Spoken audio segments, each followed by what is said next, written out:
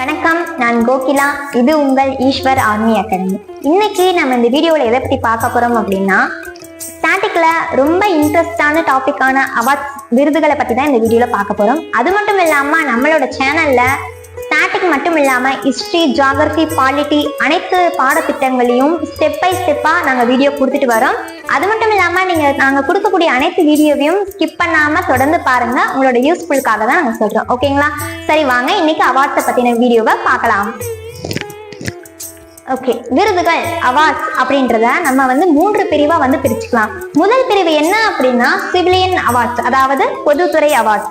பொதுத்துறை அவார்ட்ஸ்ல என்னெல்லாம் அடங்கும் அப்படின்னா, நம்மளோட இந்திய நாட்டோட மிக உயரிய விருதான பாரத ரத்னாவும் மற்றும் பத்ம விருதுகளும் பொதுத்துறை அவார்ட்ஸ்ல அடங்கும். அது மட்டும் இல்லாம கலை, இலக்கியம், பண்பாட்டு ஆகிய விருதுகளும் என்ன ஆகும் அப்படின்னா பொதுத்துறை சிவிலியன் அவார்ட்ஸ்குள்ள அடங்கும். ஓகேங்களா? ஓகே, அடுத்தது இரண்டாவது துணிச்சலுக்கான அவார்ட். துணிச்சலுக்கான அவார்டை நம்ம எப்படி சொல்லலாம் அப்படின்னா கேலண்டரி அவார்ட் அப்படின்னு சொல்லலாம். அதாவது ஒரு போர்க்களத்தில் சரி தன்னுடைய சுற்றி இருக்கவங்களோட உயிரை காப்பாத்திட்டு தன்னோட உயிரை தியாகம் பண்றாங்களாமா, அவங்களுக்கு மரியாதை செலுத்துவதற்காக கொடுக்கக்கூடிய அவார்ட்ஸ் தான் நம்ம துணிச்சலுக்கான அவார்டு அப்படின்னு சொல்றோம். மூன்றாவது பாத்தீங்கன்னா விளையாட்டுத் துறையில் விருதுகள். விளையாட்டுத்துறை விருதுகள் அப்படின்றத நேஷனல் ஸ்போர்ட்ஸ் கேம்ஸ்ல தன்னுடைய சிறப்பை நம்ம வெளிப்படுத்தி கொண்டு வரோம்ல, அப்படிப்பட்ட வீரர்களுக்கு சிறப்பு தரும் வகையில கொடுக்கப்படுதுதான் நேஷனல் ஸ்போர்ட்ஸ் அவார்டு அப்படின்னு சொல்லலாம். சரிங்களா? இப்போ நம்ம இந்த அவார்ட்ஸ்ல எந்த விருதை பத்தி இன்னைக்கு நம்ம இந்த வீடியோல பார்க்க போறோம் அப்படின்னா, இந்தியாவிற்கு மிக உயரிய விருதான பாரத ரத்னாவை பத்தி தான் இந்த வீடியோல பார்க்க போறோம். ஓகேங்களா? சரி, இந்திய மக்களுக்கென்றே நம்ம மிக உயரிய விருதா எதை வச்சிருக்கோம் அப்படின்னா பாரத ரத்னா என்ற மிக உயரிய விருதை தான் நம்ம இந்திய நாட்டிற்கு நம்ம வச்சிருக்கோம். சரிங்களா?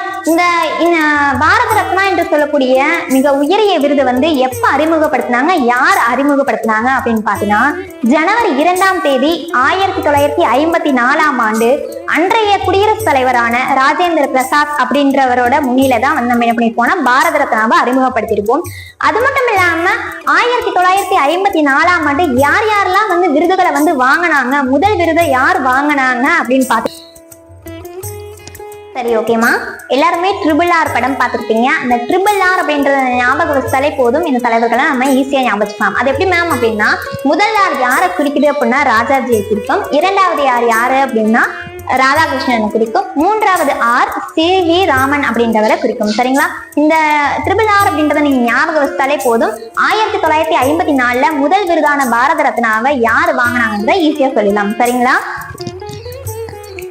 சரி, 1954 வரைக்குமே பாத்தீங்கன்னா உயிரோடு இருந்து தன்னோட சேவையில முதலிடம் வந்தவங்களுக்கு தான் உயரிய விருதான பாரத ரத்னாவை கொடுத்தாங்களே தவிர, ஆனா 1955ஆம் ஆண்டுதான் என்ன பண்ணிருப்பாங்க அப்படின்னா தன்னோட வாழ்நாள்ல சிறப்பை பெற்று இறந்த பிறகும் அவங்களுக்கு என்ன பண்ணலாம், நம்ம பாரத ரத்னாவை கொடுக்கலாம் அப்படின்ற முயற்சியை கொண்டு வந்தாங்க. அப்படி இறந்த பிறகு யார் யாரெல்லாம் வாங்கியிருக்காங்க அப்படின்னு பாத்தீங்கன்னா அம்பேத்கரும் எம்ஜிஆரும் தன்னோட மறைவுக்கு பின்னாடி என்ன பண்ணிருப்பாங்க, இந்தியாவின் மிக உயரிய விருதான பாரத ரத்னாவை வாங்கியிருப்பாங்க. சரிங்களா? 2013ல பாத்தீங்கன்னா நம்ம கலை, அறிவியல், இலக்கியம் இது மட்டும் இல்லாம விளையாட்டு துறையிலும் யாரெல்லாம் சிறப்பு வந்திருக்காங்க அவங்களுக்கும் நம்ம தரலாமா அப்படின்னா கண்டிப்பா தரலாம். என்ன வருஷம் அறிமுகப்படுத்தினாங்க அப்படின்னா 2013ல அறிமுகப்படுத்தினாங்க. 2013ல அறிமுகப்படுத்தி 2014ல முதல் விருதான பாரத ரத்னாவோட முதல் விருதை விளையாட்டு துறையிலிருந்து யார் வாங்கினாங்க அப்படின்னா சச்சின் டெண்டுல்கர் தான் அந்த விருதை வாங்கியிருப்பாரு. சரிங்களா? சரி, இந்த பாரத ரத்னா விருது நம்ம அளிக்கிறோம்ல, யார் லிஸ்ட் எடுத்து யார் நம்மளுக்கு கொடுப்பா அப்படின்னு பாத்தீங்கன்னா பிரதமர் தான் இதற்கான நடைமுறைகளை அவர் தேர்வு செய்வாங்க. அவர் பெயர் பட்டியலை தேர்வு செய்து யார்கிட்ட ஒப்படைப்பாங்க அப்படின்னா குடியரசுத் தலைவர்கிட்ட ஒப்படைப்பாங்க.